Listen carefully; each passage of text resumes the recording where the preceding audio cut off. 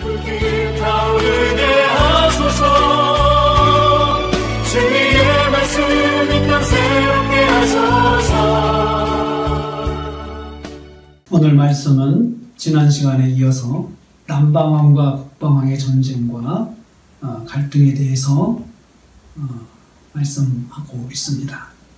남방왕은 이집트의 프톨레미 왕국을 말하고, 북방왕은 시리아 지역 이북의 구바벨론과 페르시아 본토를 장악한 셀루쿠스 왕국을 말한다고 했습니다.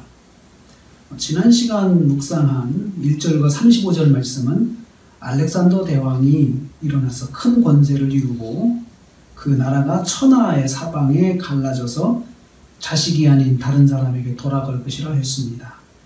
알렉산더의 부하 4사람이 헬라 제국을 4등분해서 나눠 가졌습니다. 이 내용은 8장에서 다니엘에게 보여진 순양과 순념소의 환상이 구체적으로 실현되는 것을 보여주고 있습니다. 8장 21절 말씀을 보겠습니다. 털이 많은 순념소는 곧 헬라 왕이요 그의 두 눈 사이에 있는 큰 뿔은 곧 첫째 왕이라 라고 했습니다. 그 첫째 왕은 알렉산더 대왕을 말합니다. 알렉산더 대왕의 등장을 성경이 말씀하고 있습니다. 계속해서 8장 22절 말씀 보겠습니다. 이 뿔이 꺾이고 그 대신에 네 뿔이 났은즉 그 나라 가운데서 네 나라가 일어나되 그의 권세만 못하리라. 이 뿔이 꺾인다라고 했습니다. 이 뿔은 알렉산더 대왕을 말하는데, 꺾인다는 것은 죽는 것을 말합니다. 그래서 알렉산더 대왕이 죽는다는 말입니다. 그가 죽은 후에 네 나라가 일어난다고 했습니다. 네 나라가 일어나되 라고 했죠. 알렉산더의 부하들 네 장군이 알렉산더가 이룬 헬라 제국을 4등분해서 나눠 갔습니다. 이 네 나라 중 두 나라가 끝까지 남아서 치열한 각축전을 벌이게 됩니다. 다니엘서 11장은 그들의 치열한 각축전을 묘사하고 있습니다. 9장을 더욱 자세하게 이제 표현하고 있는 것이죠. 9장에서 예언한 것들을 더 자세하게 표현하고 있습니다. 11장에서 우리가 지금까지 본 것은 그중 강력한 두 나라가 이스라엘을 사이에 두고 남과 북으로 존재하면서 벌어진 일입니다. 남쪽은 이집트 중심의 프톨레미 왕국이라 했습니다. 프톨레미 왕국은 주전 240년까지 이스라엘을 지배하였습니다. 프톨레미 왕국의 영향을 이제 이스라엘이 받게 된 것입니다. 그 이스라엘이 제가 지난 시간에 말씀드렸죠. 70인경이 프톨레미 왕국에서 이스라엘의 호의적인 정책을 하기 위해서 구약 성경을 헬라어로 번역한 일이라고 했습니다. 5절 말씀에 보면요, 남방왕은 강할 것이다 라고 했습니다. 남방왕이 북방왕을 이기고 많은 전리품을 애굽으로 가져갈 것이라 했습니다. 8절입니다. 그래서 한동안 북방왕이 남방왕을 넘보지 못했습니다. 실제로 주전 200년까지는 남방의 프톨레미 왕국이 이스라엘을 지배를 해서 북방왕이 이스라엘을 넘보지 못했습니다.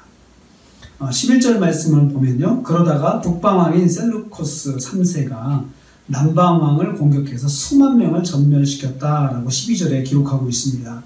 이에 힘을 얻은 북방왕은 다시 군대를 모아 남방왕을 공격해서 이집트를 점령하였습니다. 이 전쟁은 역사적으로 안티오코스 3세가 BC 200년 파니아스 전투에서 남방왕을 꺾은 것을 말합니다.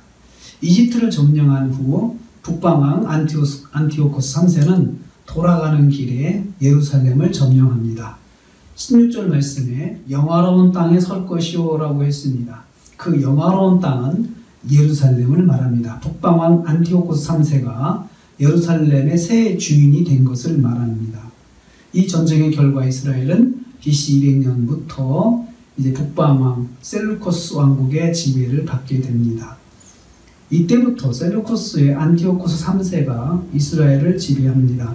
안티오코스 3세는 친유대적인 정책으로 이스라엘의 환심을 사려 했습니다. 그런데 그가 지중해 해상권을 놓고 로마와 전쟁을 해서 패하게 됩니다. 이 상황이 11장 18절에 기록되어 있습니다. 11장 18절 말씀을 보겠습니다. 그 후에 그가 그의 얼굴을 바닷가로 돌려 많이 점령할 것이나 한 장군이 나타나 그의 정복을 그치게 하고 그 수치를 그에게로 돌릴 것이므로 라고 했습니다. 여기서 그 후에라는 말은 북방왕이 남방왕을 이기고 이집트를 점령한 후를 말합니다. 북방왕 안티오코스 3세의 기세가 하늘을 찌르듯 하였습니다. 했을 것입니다. 그 기세를 몰아서 지중해를 장악하려고 했습니다. 그가 섬들로 얼굴을 돌렸다라고 했습니다. 지중해의 섬들을 공략하여 점령한 것입니다. 그러다가 신흥 로마의 집정관 스키피오와 전쟁을 하게 됩니다. 한 장군이 나타나 그의 정복을 그치게 하고 라고 했는데요. 거기서 한 장군, 그 한 장군이 로마의 스키피오 장군입니다. 역사적으로 이것은 스키피오 장군이라고 이야기를 하고 있습니다. 북방왕은 로마에게 패하여 막대한 양의 전쟁 배상금을 물어내야 했습니다.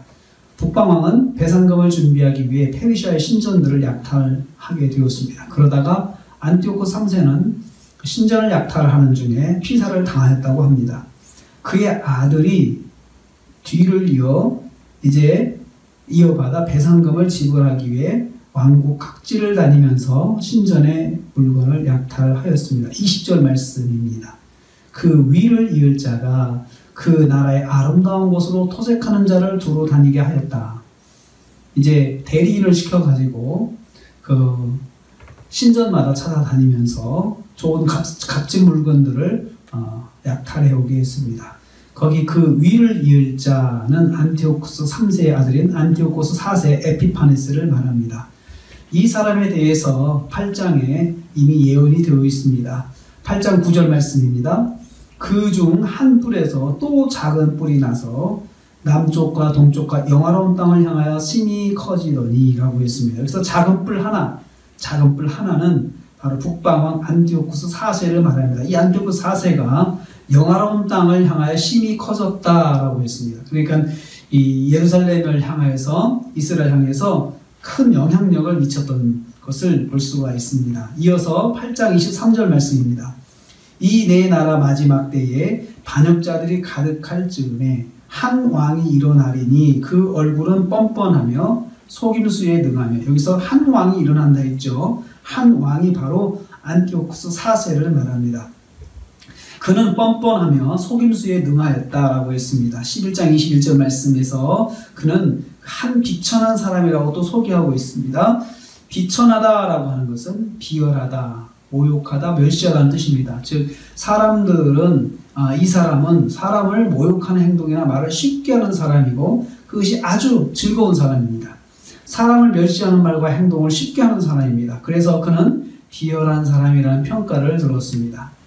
그는 이스라엘을 고통스럽게 한 마지막 북방왕이 되었습니다.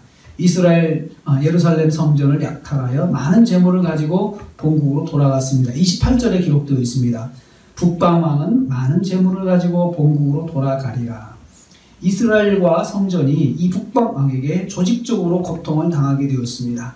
이에 대한 말씀이 11장 31절에 기록되어 있습니다. 군대는 그의 편에 서서 성소 곧 견고한 곳을 더럽히며 매일 드린 제사를 폐하며 멸망하게 하는 가증한 것을 세울 것이며 라고 했습니다. 이 말씀에서 이스라엘이 받은 세 가지 고통을 거기다 기록하고 있습니다. 첫째는 군인들의 무력을 동원하여 성전을 강제로 더럽혔습니다. 성소 곧 견고한 것을 더럽히며, 군대는 그의 편에 서서, 군대가 그의 편에 서, 그러니까 군대의 힘을 이용해서 성소를 더럽혔다는 것입니다. 강제로 더럽혔죠. 유대 역사가들에 의하면 이것은 돼지 피를 제사로 올린 것을 말하고 있습니다. 그래서 이스라엘 백성들이 증오하는 그 돼지 피를 올린 것입니다. 거기에 반발하는 사람들은 군대가 동원돼서 진압을 했습니다. 둘째, 매일 드리는 제사를 폐하였다라고 했습니다. 이스라엘은 성전에서 매일 3번의 제사를 드렸습니다. 상번제라고 말을 합니다. 이것을 막았습니다. 제사장들이 하루에 3번 상번제를 드렸는데 이것을 못하게 한 것입니다. 이스라엘의 전통 예배를 맡고 그리스 신전과 같은 방식으로 예배를 드리게 한 것입니다. 또 심지어 할례를 폐지했고 할례 드리는 사람은 다 죽였습니다. 할례 드리는 어린이도 죽였고 할례를 행한 부모도 죽였습니다. 그만큼 심하게 이스라엘의 신앙적 전통을 무너뜨리고자 했던 것입니다. 세 번째로 멸망에 가증한 것을 세웠다 했습니다. 성전에 그리스 신상을 세워두었습니다. 제우스 신상을 세운 것입니다. 하나님의 성전에 우상을 갖다 놓은 것이죠. 하나님의 성전을 제우스 신전으로 바꿔놓은 것입니다. 실제로 이러한 일들이 이스라엘 역사 속에 등장하고 있습니다. 이스라엘이 영적으로 큰 고통을 당하게 되었습니다. 이스라엘 가운데 영적인 싹들을 잘라버리는 사건들입니다. 이대로 가다가는 신앙의 근본이 뿌리째 뽑힐 것입니다. 그래서 그 결과 저항운동이 일어나게 되었습니다. 32절 후반부와 33절에 이 말씀, 이 내용을 보여줍니다. 32절 후반부에 오직 자기의 하나님을 아는 백성은 강하여 용맹을 떨치리라. 하나님을 아는 백성이 용맹을 떨친다. 저항운동을 일으키는 것을 말합니다. 용기를 내서 전쟁을 일으키는 거죠. 33절 보면 백성 중에 지혜로운 자들이 많은 사람을 가르칠 것이나, 여기 지혜로운 자들이 일어나서 백성들을 깨친다는 거예요. 이렇게 하면 안 된다. 우리는 이렇게 살면 안 된다. 깨친다는 겁니다. 하나님을 아는 백성이 강하여 용맹을 떨친다는 말은 저항운동을 일어날 것이다 라는 말씀이고요. 그리고 백성 중에 일어날 지혜로운 자들은 저항운동의 무리를 형성한 하시림, 즉 경건한 사람들을 말합니다. 이 사람들이 모데인이라는 시골의 무명 제사장 마따디아를 중심으로 저항운동을 일으켰던 것입니다. 그런 가운데도 북방왕은 세력을 떨치게 될 것을 오늘 말씀은 보여주고 있습니다. 36절 말씀입니다. 그 왕은 자기 마음대로 행하며, 그 왕은 북방왕입니다. 안티오쿠스 4세죠. 자기 마음대로 행한다는 거, 자기가 하고 싶은 대로 행하는 거죠. 그러면서 스스로 높여 모든 신보다 크다 하며 스스로 자기를 높였어요. 신보다 높은 존재로 자기를 소개를 했죠. 또 비상한 말로 신들의 신을 대적했다. 신들의 신은 하나님이죠. 하나님을 대적했다라는 것을 볼 수 있습니다. 형통하기를 분노하심이 그칠 때까지 하더니 이 사람이 그러고도 계속 형통했어요. 계속 잘 나가는 거예요. 하나님을 대적하고 교만한데 잘 나가는 거죠. 이는 그 작정된 일을 반드시 이룰 것입니다. 하나님께서 심판하실 때까지 이 사람이 승승장구했다는 겁니다. 안티오코스 4세는 자신을 신의 현현이라고 신격화하였습니다. 자신의 이 별명을 에피파네스라고 해요. 에피파네스는 신의 현현이라는 거죠. 자기 이름 뒤에다 신의 현현이 자기를 신처럼 신격화한 거죠. 그러나 그는 하나님을 섬기는 유대인들을 경멸하였습니다. 예루살렘 성전의 제사장들을 학살하고 그리스 신전처럼 제사장들만 살려두었습니다. 북방왕은 스스로 크다고 생각하고 아무 신도 돌아보지 않는 교만으로 똘똘 뭉친 사람이었습니다. 북방왕은 뇌물을 받고 땅을 나눠주고 통치권을 부여하였습니다. 이러한 북방왕의 통치를 받는 이스라엘을 생각해 봅시다. 얼마나 신앙적으로 영적으로 고통을 받았겠습니까? 그렇다고 이스라엘의 믿음이 좋은 것도 아니었습니다. 그나마 세속화된 믿음이었습니다. 그런데요, 세속화된 이스라엘도 감당하기 어려운 신앙적인 핍박이 이스라엘을 고통스럽게 하였습니다. 그러나 이스라엘을 압박하는 북방왕은 승승장구하였습니다. 영적으로 하나님의 백성들을 괴롭히는데 이 사람은 너무너무 잘 됩니다. 무슨 일은 계획한 대로 다 이루는 것이죠. 영화로운 땅인 이스라엘을 유린할 뿐 아니라 많은 나라를 패망하게 했습니다. 전쟁에서 승승장구하는 거예요. 41절 말씀, 하나님이 없는 북방왕이 너무나 잘 나가고 있습니다. 하는 일마다 잘 됩니다. 모든 악행도 거침없이 행하지만 그를 막을 자가 없습니다. 열국의 손을 펴서 정복합니다. 애굽 땅도 지배를 받습니다. 리비아와 구스 사람들도 북방왕의 종이 되었다라고 42절 43절에 말씀하고 있습니다. 그런데 이렇게 승승장구하던 북방왕도 끝에 도달하게 됩니다. 45절 말씀이에요. 북방왕이 무너지던 날 아무도 그를 도울 자가 없었다라고 했습니다. 비참한 마지막을 맞이한 것입니다. 45절 말씀 그렇게 기록하고 있습니다. 그가 장막궁전을 바다와 영화롭고 거룩한 산 사이에 세울 것이나 그의 종말이 이르리니 도울 자가 도와줄 자가 없으리라. 북방왕이 화려한 궁전을 세우며 살다가 하루아침에 갑자기 망할 것을 말씀합니다. 장막궁전을 바다와 예루살렘 성 사이에 건설할 때 망할 것을 생각하지 못했습니다. 내일 망한다면 장막궁전을 건설할 필요가 없기 때문입니다. 그는 자신의 종말을 생각하지 못하고 화려한 궁전을 꿈에 부풀어서 건설하였습니다. 그러나 하루아침에 망하게 되었습니다. 다니엘의 환상에 드러난 세상의 역사를 여기 전부 기록하고 있습니다. 성경 속에 드러난 세상의 역사가 오늘 이 말씀 속에 있습니다. 이스라엘과 무슨 상관이 있을까요? 왜 하나님께서는 세상의 역사를 이 다니엘서 말씀 속에 집어넣어 두셨을까요? 이스라엘 백성의 영적인 헌신과 영적인 사랑을, 하나님에 대한 그런 열정을 기록한 것이 아니고 그들이 하나님 없이 지내는 기간 동안에 세상의 역사가 이렇게 진행될 것이다 라고 말씀을 하고 있습니다. BC 539년에 이스라엘은 포로 생활에서 돌아왔습니다. 그리고 BC 516년에 성전을 완공하였고 BC 444년에는 예루살렘 성벽을 완성해서 국가적인 모습을 회복하였습니다. 이때 그들은 독립국가를 이룬 것이 아니고 페르시아의 통치를 받는 식민지였습니다. 그래서 총독이 와서 예루살렘에 상주하면서 이스라엘을 통치했습니다. 그러나 그들은 다시 세속화의 길을 걷게 되었습니다. 어렵게 성전을 건축하고 성벽도 재건하고 하는 그 어려운 과정을 통해서 그들이 영적인 신앙적인 자유를 얻게 되었는데 그들의 신앙은 정작 세속화로 달려가기 시작했습니다. BC 430년 말라기 선지자 이후로 예수님 오실 때까지 영적인 암흑기를 걷게 되었습니다. 다니엘서 11장의 내용은 말라기에서 마태복음까지 400년의 이스라엘 암흑기 중에서 전반기 200년의 내용을 담고 있습니다. 이스라엘이 아무것도 할 수 없을 이때에 하나님께서 역사 속에서 일하고 계심을 보여주고 있습니다. 성경은 인류를 죄악의 사망에서 구원하기 위한 하나님의 구속의 역사를 기록하고 있습니다. 성경의 구속사에서 큰 위기가 3번 있었습니다. 첫 번째 위기는 사사기의 영적인 암흑기입니다. 가나안 땅에 들어간 이스라엘 백성이 하나님을 잊고 자기 속에는 옳은 대로 신앙생활을 하여서 하나님이 무시받은 시기입니다. 이때에는 하나님께서 사사를 세우셔서 이스라엘을 구원하시고 구원의 역사를 이어가셨습니다. 두 번째 위기는 이스라엘이 망하고 나라가 없어지고 이스라엘 민족이 바벨론과 페르시아에서 포로 생활을 하게 된 시기입니다. 구루토기 같은 이스라엘을 남기셔서 이스라엘의 구원의 역사를 이어가게 하셨습니다. 다니엘, 에스겔, 에스라, 느헤미야 같은 선지자들을 통해서 하나님의 말씀을 전하게 하셨습니다.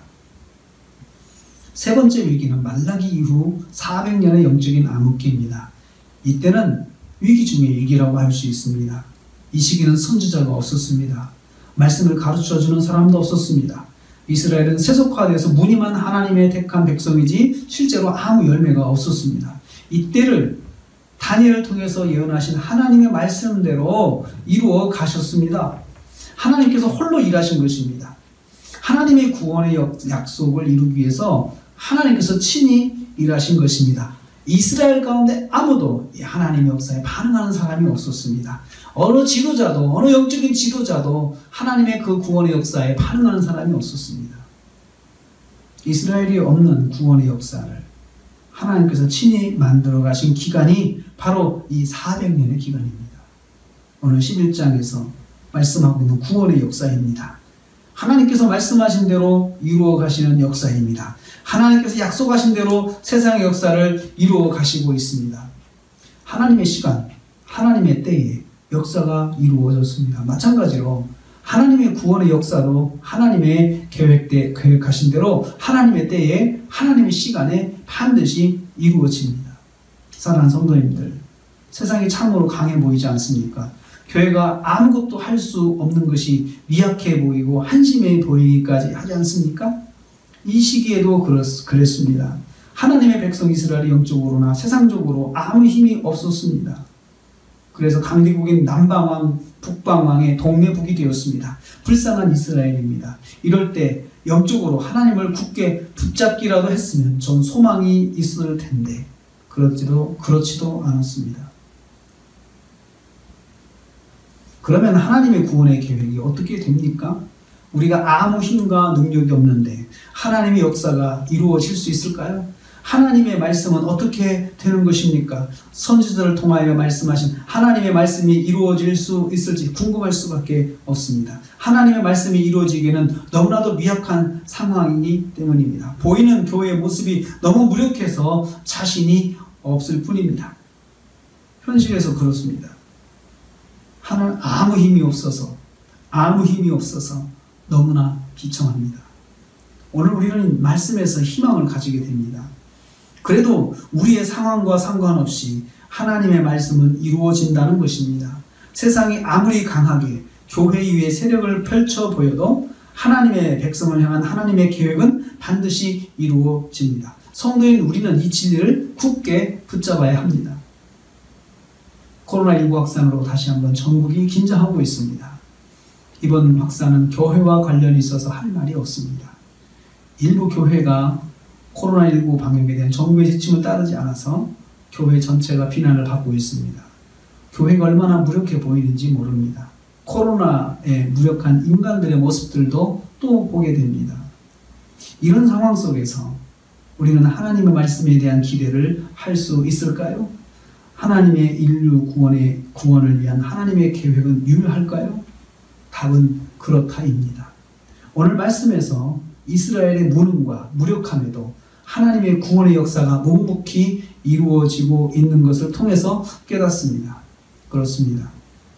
우리의 무력과 무능과 관계없이 오늘도 일하시는 하나님을 바라봅시다. 하나님은 크시고 놀라우신 분이기 때문입니다. 하나님은 역사를 주관하시고 온 우주 만물 세계를 주관하시는 분이시기 때문입니다. 하나님은 창조주로서 온 세상의 주인이십니다. 온 세상의 주관자십니다. 역사의 주관자이십니다. 할렐루야. 기도하겠습니다. 하나님 아버지, 영적인 암흑기인 중간기 기간 동안에 400년의 기간 동안에 이스라엘은 무력하고 아무것도 할 수 없고 아무것도 하지 못하는 시간에 하나님께서 구원의 역사를 위하여서 세계사 속에 일하시는 하나님을 저희가 보게 되었습니다. 하나님 이 시간 저희들을 붙잡아 주셔서 우리도 무력하고 연약하고 아무것도 할 수 없는 상태에 있을지라도 그래도 우리 가운데서 역사하시는 하나님, 우리의 무력함과 상관없이 일하시는 하나님, 역사하시는 하나님을 저희들이 깨닫게 되었습니다. 우리 하나님 아버지, 오늘 이 시대에 우리 사회 속에서 우리 세계사 속에서 일하시는 하나님을 찬양합니다. 주님 역사하여 주시옵소서. 우리가 이 하나님을 의지하고 내가 비록 무력해서 아무것도 할 수 없는 것 같아도 하나님은 일하시는 분이신 것을 깨닫고 우리 하나님을 의지하고 하나님께 소망을 갖고 하나님 말씀을 붙잡게 하여 주시옵소서. 예수님의 이름으로 기도하옵나이다. 아멘.